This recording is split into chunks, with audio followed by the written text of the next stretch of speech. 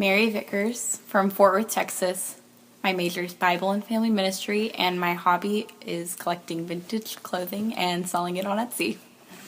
I really, really love vintage clothing, and I have an Etsy account, and I have a Etsy store called Lady Holiday Vintage, and I love collecting vintage clothing and putting it on there. Well, I've always really loved fashion, especially vintage fashion from like the 40s and the 50s especially, and in high school I helped design costumes for the theater department at my school, and I just really got into old clothing through that.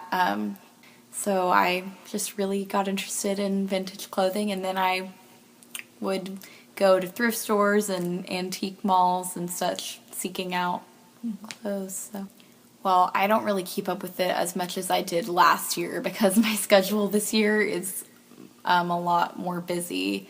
So I still enjoy going to like estate sales and thrift stores to look for stuff.